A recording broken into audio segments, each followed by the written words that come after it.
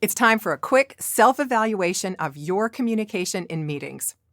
Which of these actions are you consistent about doing? For example, do you show up early and make small talk as people arrive? Do you notice who has not spoken at meetings and invite their ideas? Using this chart, note your strengths and keep doing those things. Next, identify one new behavior that would help you build your visibility and your brand during meetings, and one that would improve inclusiveness and effectiveness of your meetings. Good. You've selected 2 new actions to take at your meetings. Go into your calendar and find your next 5 scheduled meetings.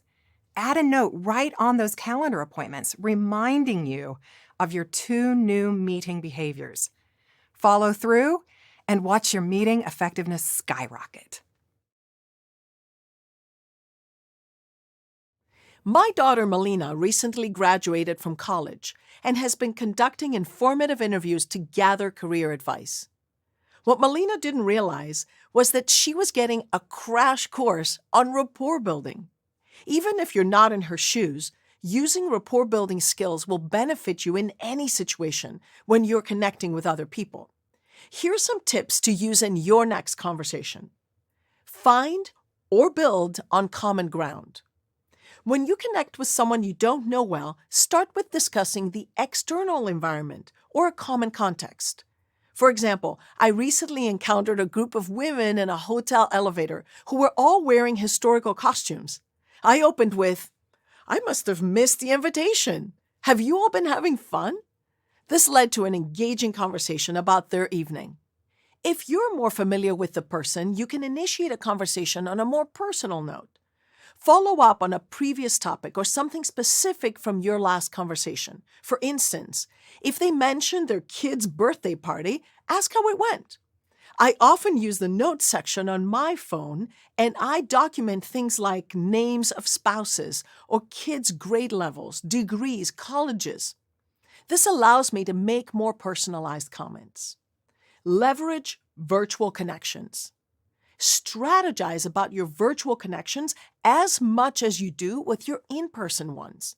A comment about a post or article on someone's LinkedIn page, a separate private message thanking them for sharing information, or even passing along an article you think they may be interested in are all examples of virtual rapport building. Show interest and engagement.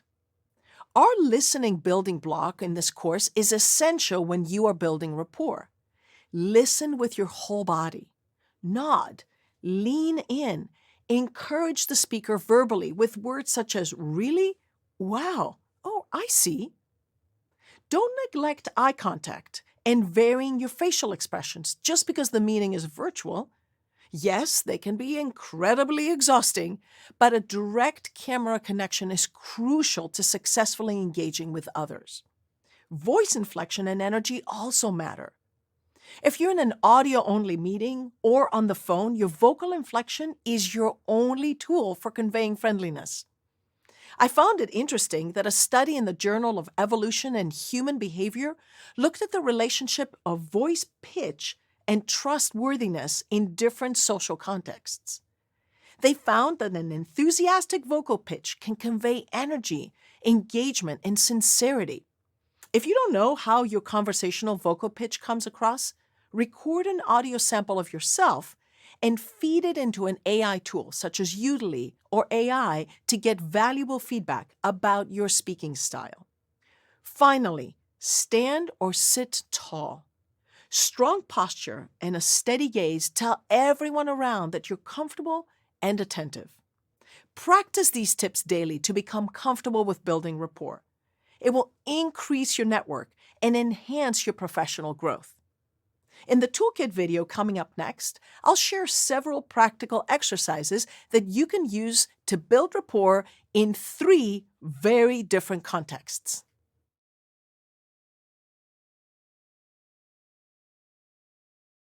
Let's begin with what I call neutral context drills.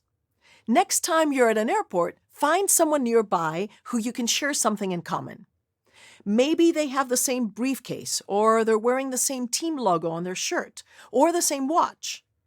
If appropriate, make eye contact and greet them and comment about the item you have in common. Your goal is to use the common item to create rapport. If the person is responding positively, continue discussing the common item and then switch to some open-ended questions. For example, if you're sitting across from a person wearing your favorite team shirt, you can say, "You're also a fan? Did you watch the game last night?" See if you can maintain the conversation for 2 to 3 minutes. Now practice this drill each time you travel or you're in a similar social setting. Now, let's move to workplace context drills. Go to your next meeting committed to ignoring your phone, your tablet, and other electronics. Instead, tune into the people. Make a point to ask an open-ended question to the person on your right. Do this for 3 consecutive meetings. Keep the conversation light. Ask and encourage the other person to talk. Practice your open gestures, your stance, and your nonverbals. Practice your listening interjections, those ahas, yeah? Stay attentive with your eyes. Finally, let's focus on drills you can use in other professional contexts. At the next professional conference or meeting you attend, find 3 people you haven't met before and try to connect with them. At first, comment on the environment, maybe the keynote speaker, or a news piece related to your industry. Follow up with open-ended questions about them and their work. Practice repeating their names a few times, or ask them something specific about their name. Think of a visual or a verbal reminder to help you retain that name. After your conversation, make note in your contacts so you can follow up with them later. Being comfortable communicating in any social setting is not easy, but you will get better with practice. Use these drills to build your new communication habits that will help you in any setting, in and out of the workplace.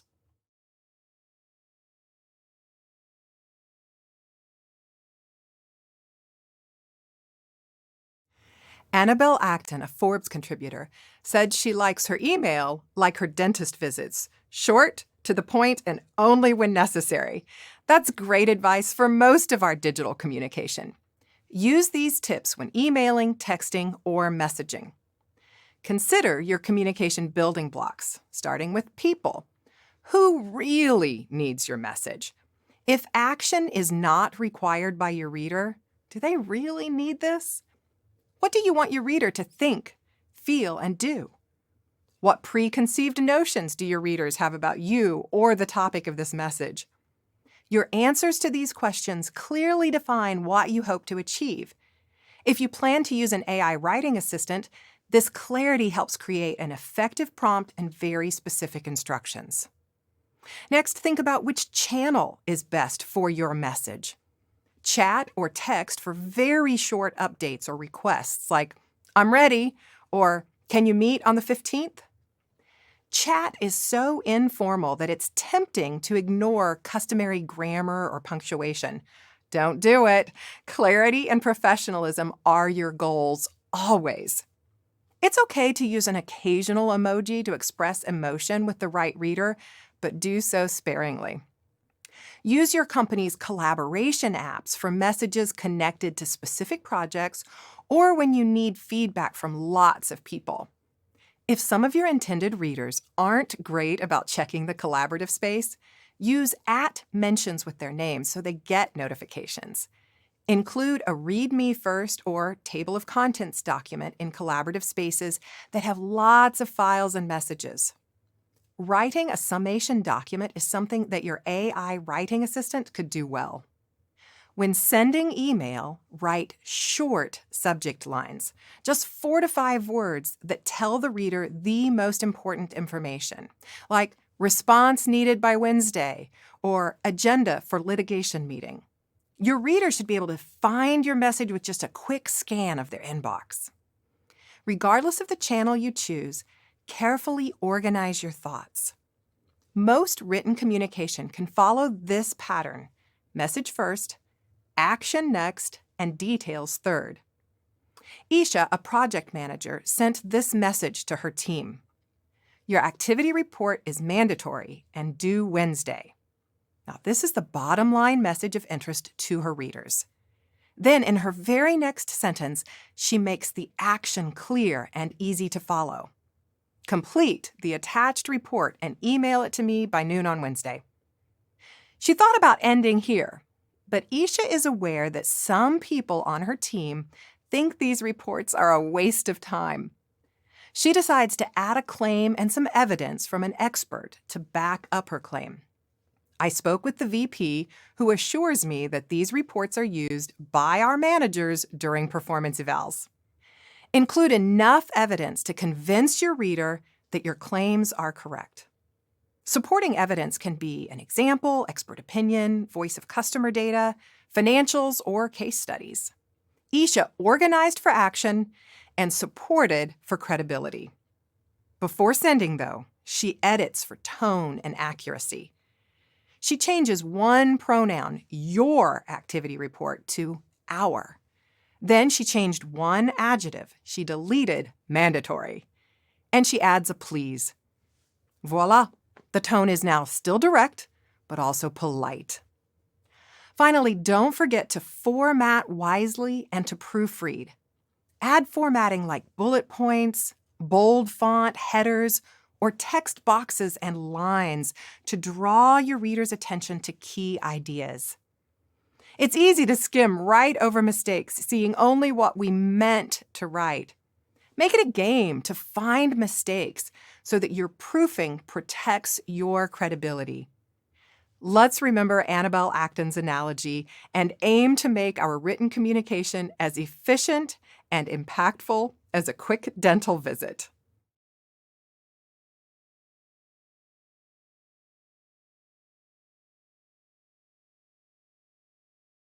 There are 2 activities in this toolkit. In the first, you'll self-evaluate some of your recent writing. In the second, you experiment with improved instructions for your AI writing assistant. So for the first activity, let's do an audit to practice your digital communication.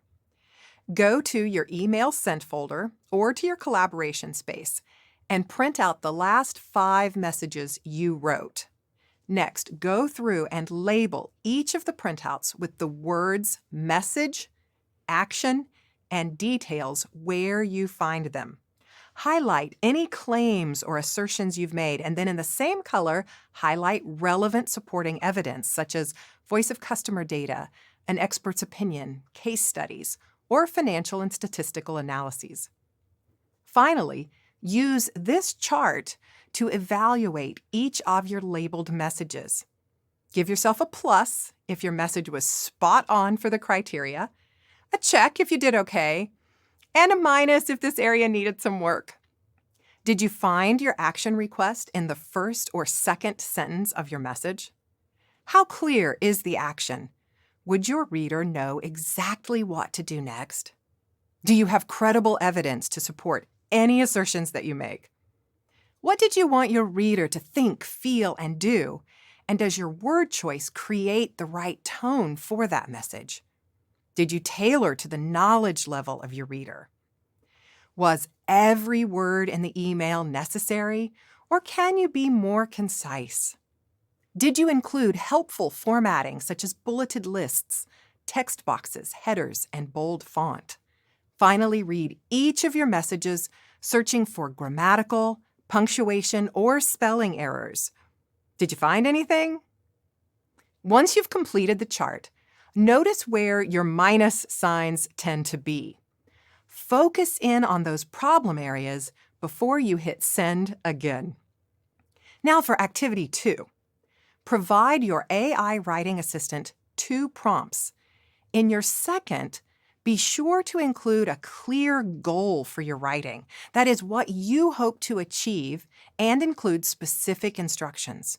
Now notice the difference in the responses. For example, in my first prompt, I wrote, "Write a letter to my boss asking if I can go to the annual Association for Business Communication conference."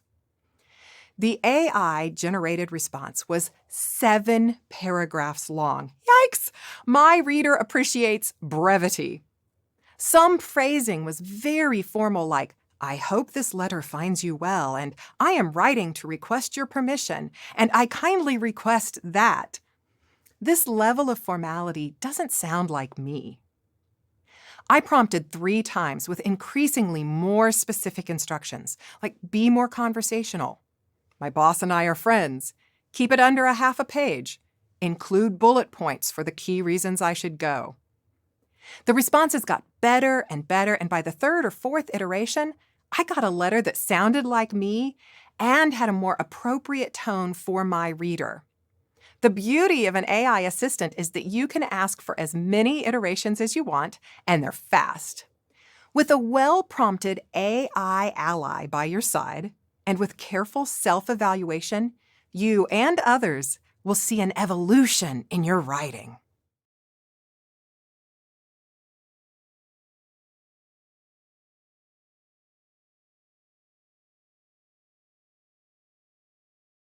Say you need to persuade your manager to approve a change in the platform your team uses for daily communication. Relying on email is inefficient and unproductive. This needs to change. So let's use the 4 building blocks to help us pitch this new idea. First, think about the people whose approval you need and what's in it for them in order to agree. In this example, the current process slows team communication and reduces productivity. Your idea needs to address this problem. Consider the decision-making style of the person you're trying to influence. Are they an analytical thinker type who makes decisions by processing data and bottom-line results? Or is this someone who is more emotional and makes decisions by processing the effects on people? Head or heart? Thinker or feeler? Your thinker needs evidence, facts, comparisons, and benchmarks. For example, these are the 3 most popular platforms in our industry. The heart decision maker needs to make sure people will benefit, values will be honored, and harmony will be upheld. Here are some comments from our engagement survey pointing to people's frustration with our system. Then, consider your message. A great pattern of organization when pitching an idea is the what, why, how one. Immediately overview the what of your suggestion. Then give 2 to 3 compelling reasons why your idea is a good one. Back up those reasons with solid evidence, statistics, industry data, case studies, and specific examples. Make sure these reasons are aligned with the values and priorities of your decision maker. And finally, explain to your decision maker how your idea can be implemented. Prove feasibility. What, why, how. Your pitch may sound something like this. We need to think about transitioning to a Teams or Slack type of platform for our internal communication. I know that last week you stayed late trying to find those customer files buried in your email threads. One of those new platforms will help us improve response time by 50% and will decrease negative comments in our year-end engagement survey. So let's meet with our IT folks and get them to help us transition and train the staff before the end of the month. And that's how you use the what, why, how pattern. Now, when you influence, we also want you to consider the context building block. Think carefully about your timing and location of your message delivery. So the communication platform idea should not reach your manager when they are burdened with 100 other things, and definitely not after the end of the meeting or in a hallway encounter. Timing and context matter when you try to influence. Finally, remember our listening building block. Train yourself to ask questions, talk less, and listen to deeply understand the needs of those we're trying to influence. The communication platform example is a simple, tactical idea. However, some of your pitches may be more complex. The same principles apply, but your pitch may need to evolve into more of a campaign. You may need to recruit other members of your team to help you pitch, do additional research, and add to the conversations with your manager to help influence their approval. Take the time to strategize, use the what, why, how formula, and always consider your audience's needs. The toolkit following has a great practice drill that you can work on.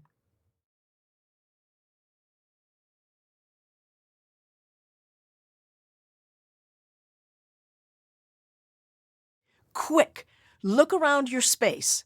Pick 3 items, literally 3 items, like a pen or a pack of sticky notes or even a coffee mug.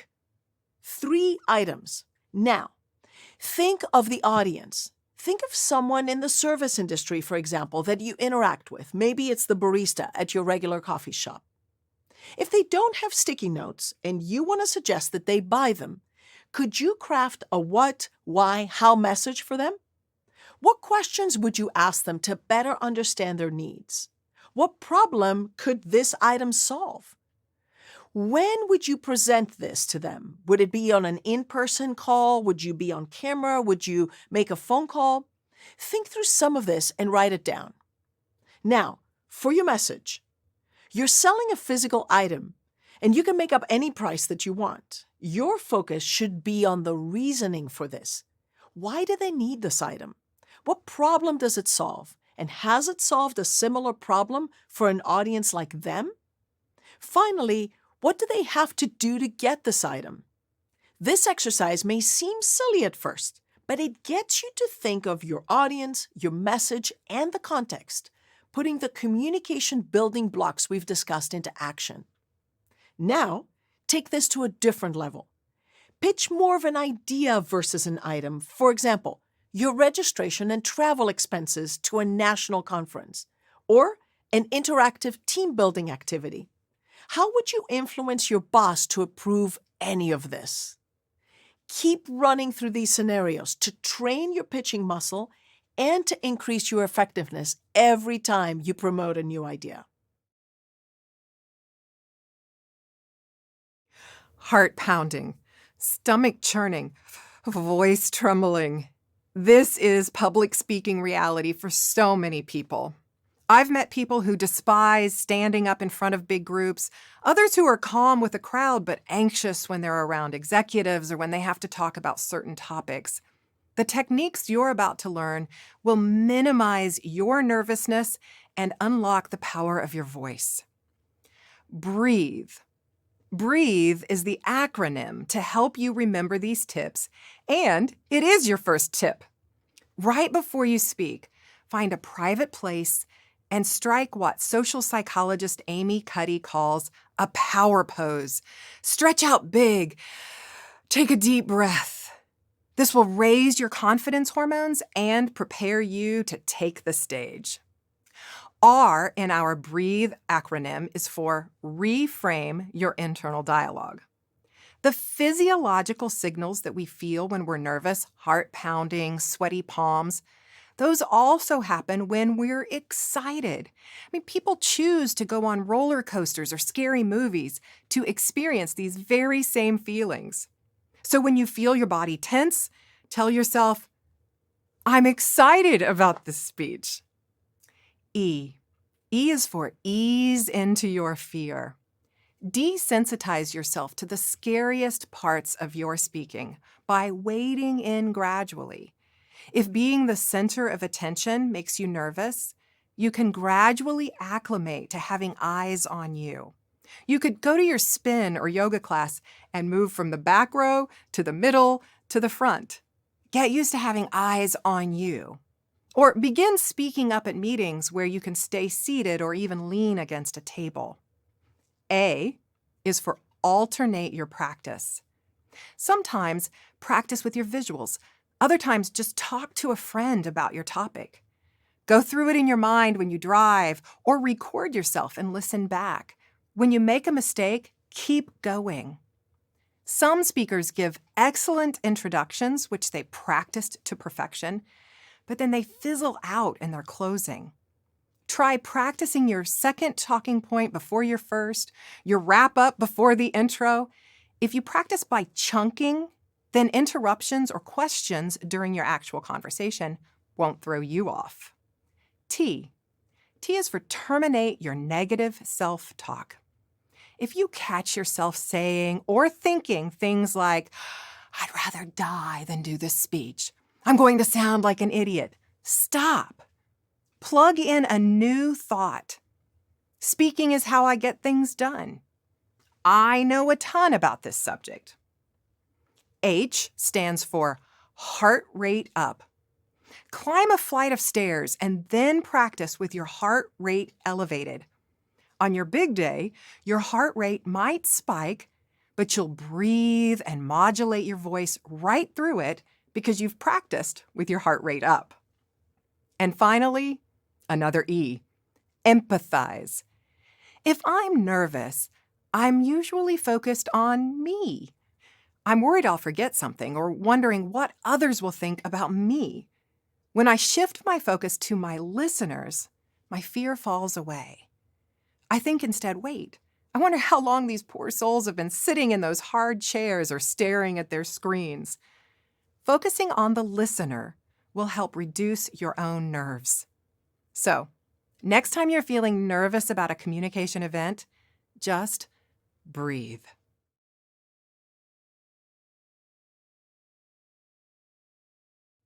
You learned 7 strategies to reduce your speaking-related nervousness.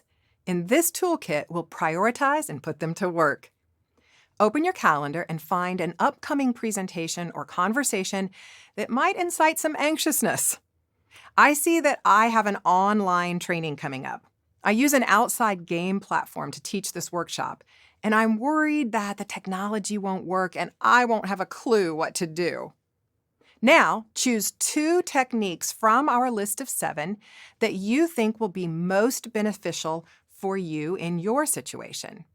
For example, I realize I need to terminate my negative self-talk and I need to alternate my practice. You're choosing from these 7 strategies: breathing, reframing, easing into your fear, alternating your practice, terminating negative self-talk, heart rate up, empathizing. Okay, now that you have your 2 top choices, let's map a plan. When I think I won't have a clue what to do, I'll say quietly to myself, stop. I am an experienced and flexible facilitator. In fact, I'm going to add those exact words to my calendar on the day of the program, and I'll put a sticky note in my paper file so I see my new mantra each time I'm working on this project. I realize that practicing with the technology will help me feel more confident. So I'm going to ask a few friends to log in and let me practice navigating in the system with an audience. Right now, I'll pause and invite those people. What are your action steps? Drop your ideas into the Q&A below. We'd love to see how you're increasing your speaking confidence.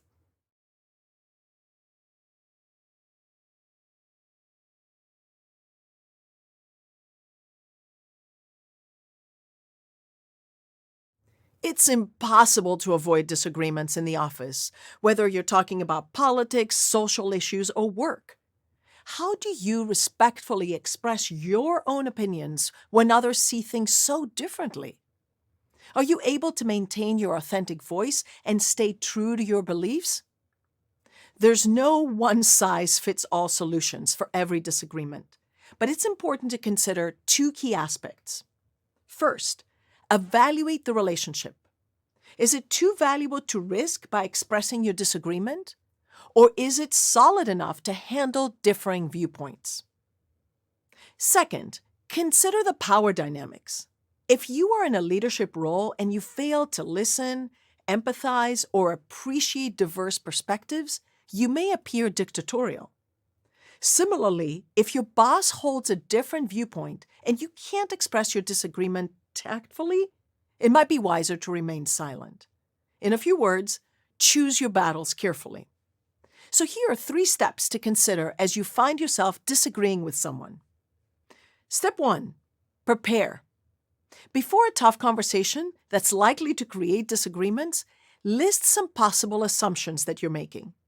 Then make a list of 3 positive intents that the person may have. Mark Goldstein, the author of a Harvard Business Review article on how not to get defensive, suggests that you ignore the initial 2 reactions. The first one is likely to be defensive, and your second one is likely to be accusatory.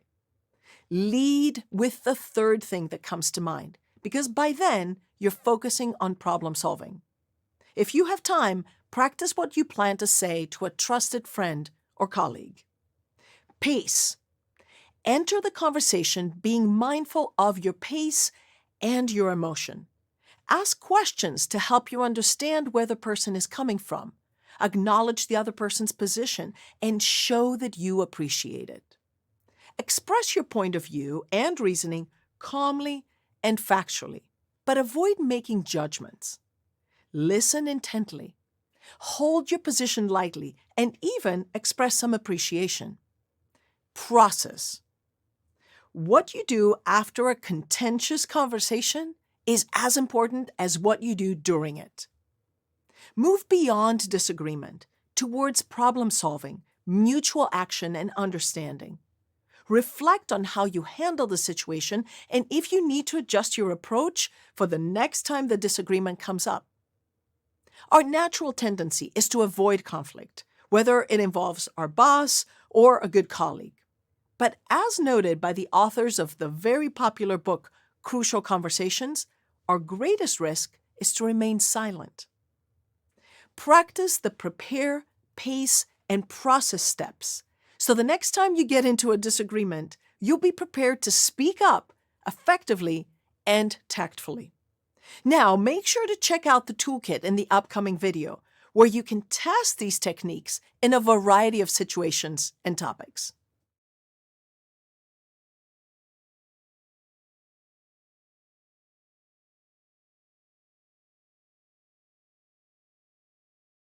Prepare, pace, and process. Watch me work through these steps in a conversation with Brenda. Then, make a list of topics and the people you will practice with. Brenda is playing the role of our Human Resources Director who wants us to follow a standard training agenda for the onboarding training we trainers conduct.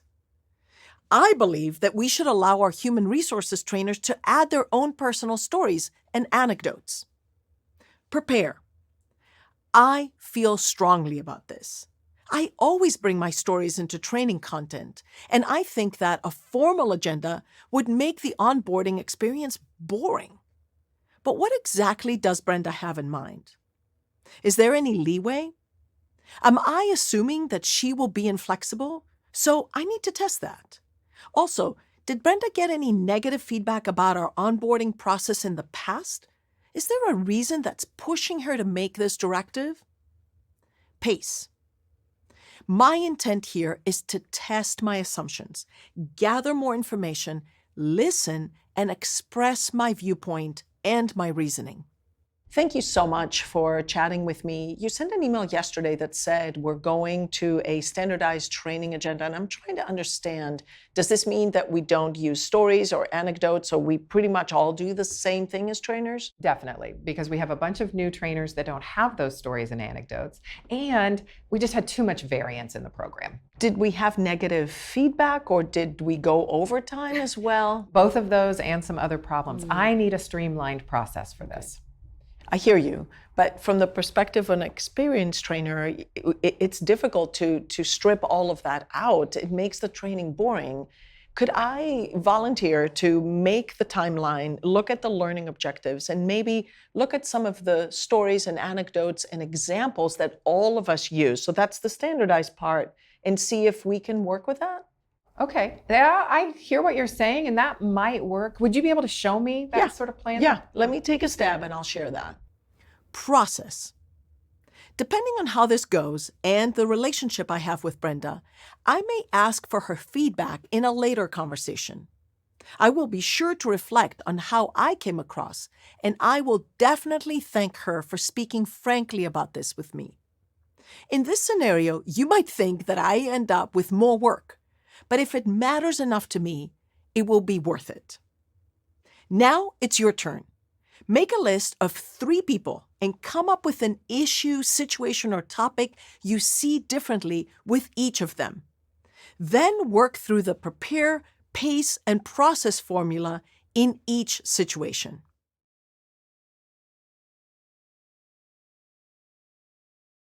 Need help with a confusing project? Want an introduction to someone? Our work lives are filled with opportunities to ask for what we need. And yet, for many of us, advocating for ourselves is tough. We worry that we'll look bad if we need to ask for help, even though research shows that if you ask for help with a simple task, it has no effect on how people perceive your competency. And if you ask for help with a complex job, it actually increases the perception of your competency. We also worry that people will tell us no, but we underestimate how many people are willing to help us and the amount of effort they're willing to expend. Even if someone does turn us down, a no is not the end of the world. Women tend to ask for things that they need even less often than men do, according to numerous studies. How can we become better at making polite requests? Well, remember your 4 building blocks. People, consider how this request might affect the other person. Message, try to make your request face-to-face. In-person requests are 34 times more successful than email. When it's time to ask for what you need, be direct and polite. Our 3rd building block was context. Is the timing and location right for you to make an ask? And then listening. You're making the request, but this is a conversation. Be sure to listen attentively when the other person responds. Now, once you've thought through the building blocks, jump right in. Say something like, I need a favor. Can you show me how to enter these invoices? Give a reason for your request. I've tried doing it 2 or 3 different ways, and I'm worried that I'm messing up the whole system. Give the person an out. More important than any favor is maintaining good relationships. Provide an escape clause so the other person can decline without it being too awkward. If this is a bad time, I can keep plugging away at it. And then make the next steps obvious and easy. I love it when someone asks me for a recommendation letter and they've already sketched out a rough draft of what the letter might say. They make my job so easy that I'm more inclined to say yes. So a request put all together might sound like this. Could you review the presentation I've been working on?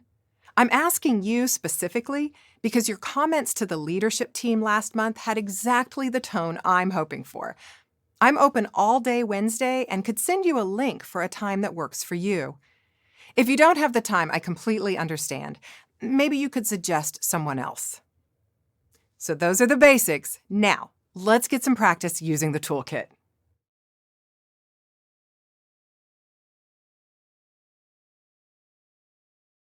If we're going to request things we want and need, we have to get over our inhibitions about asking. We need to face the fact that we might get rejected, but learn to ask anyway. No is not the end of the world. So here's your toolkit assignment. Spend the next 30 straight days asking for some low-stakes, unimportant thing every single day. On Monday, maybe you order something that isn't on the menu. On Tuesday, ask a friend to give you a lift to work. Throw in a few crazy requests that are bound to get a no just to get comfortable with the idea of rejection. Maybe you walk into your local gas station and ask for a discount on fuel. You're going to get laughed at, but so what? You're training your brain to ask. Add some accountability by asking a friend to play along. Share what your request was each and every day. The accountability will help you stick to it when the asking gets tough. Now, after a month of practice, let's ask for something that really does matter to you. Many of us are much better at asking for other people. So imagine that your request isn't for you, but for someone you care deeply about. Listen to how you would ask on their behalf and use some of that same language in your request. Use some of these sentence starters to help you frame a direct request. I need a favor. I'm currently working on quarterly sales data, and I could use your help with creating the charts. Or I'm struggling with how to enter expenses and would benefit from a tutorial from you. My biggest challenge right now is getting people to commit. I need your advice on motivating others. Remember, if you never ask, you'll never know. Find us on LinkedIn and drop us a note about your experience. We love hearing your successful request stories.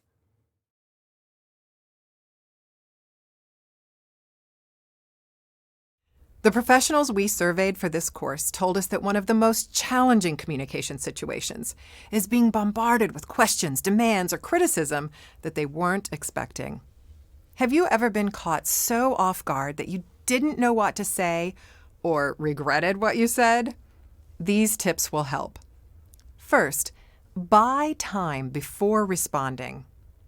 The trick to avoiding a verbal blunder or overcommitting yourself is to build a delay between something popping into your head and popping out of your mouth. Take a sip of water. Say something like, "This is catching me off guard. Give me until tomorrow to think about it." If you must respond on the spot, say things like, "Tell me more about that," or "Help me understand your thinking." While your conversational partner is responding, you can take a moment to regulate your emotions. My face reads like an open book, but in some contexts, it's better not to share everything I'm feeling. Self-regulate when you're about to yell, cry, storm out, or say something out of line. Silently inhale for a count of 4. Exhale for a count of 4. This counted breath will bring your heart rate down and erase a lot of the emotion showing on your face. Break eye contact. Look at the wall or your feet. Write down key words the other person is saying. And for a neutral face, relax your eyebrows, which furrow when you're upset. Drop your tongue away from the roof of your mouth, which will unlock your jaw and neutralize your expression. Relax your shoulders. Now you're ready to respond to tough questions. Answer hard questions with this 3-part formula. Here's what I do know. I don't know about what you asked, but here's how I will find out. This I don't know formula preserves your credibility while being honest about what you don't know. It might sound like this.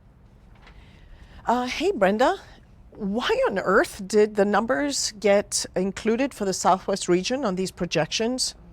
I know we have been including some regional data on those reports. I'm not sure why Southwest is there, but I will call Chris in finance and find out. Now you have a credible way to manage questions when you don't have answers. You could probably tell that Tatiana in our hypothetical scenario was unhappy with my performance. Let's look at how to deal with criticism. Feedback is a gift, but it sometimes feels like a slap in the face. When someone is courageous enough to give us their honest opinion, even if we disagree with it, even if they didn't say it very tactfully, begin by saying, "Thank you for the feedback." Then clarify vague or confusing criticism using the SBI model. The SBI, or Situation, Behavior, Impact Model, is a tool taught by the Center for Creative Leadership to give feedback to others. I've found it works great to get clear feedback as well. When someone criticizes you and you're not even sure what they're talking about, ask for situations when they've noticed a specific behavior. Or if you understand what behavior they're criticizing, but you aren't sure why it's a problem, ask, what impact did that behavior have? You may get caught off guard. You may not have the answers, and you may hear some unexpected criticism. But you can manage all of this. Think about which type of situation you face most often, and then head to the toolkit to get some practice.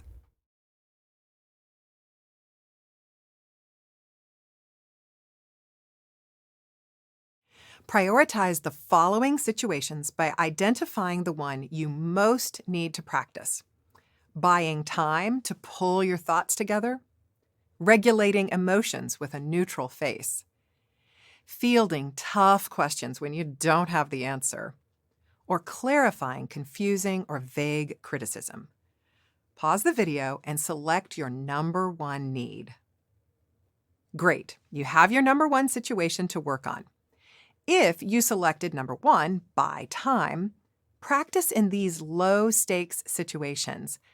Tell someone you need to call them back when they stop by your desk.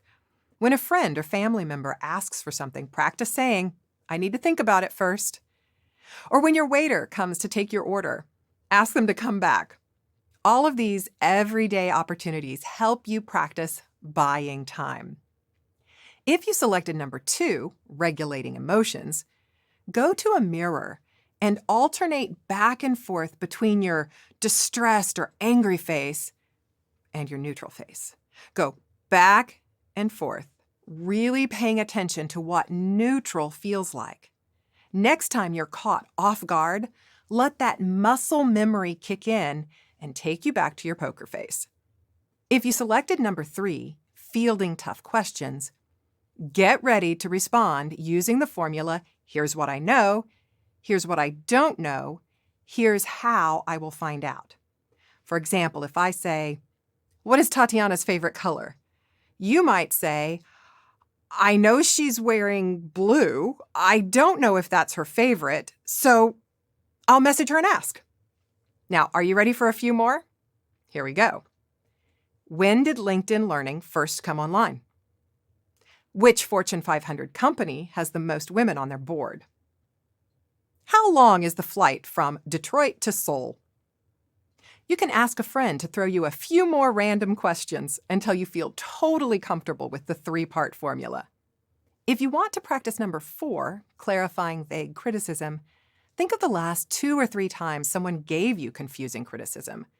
Write out what you could have said using the situation behavior impact model. Don't forget to start with "Thank you for the feedback." Now keep practicing until you feel confident that you can manage these curveball situations like a pro.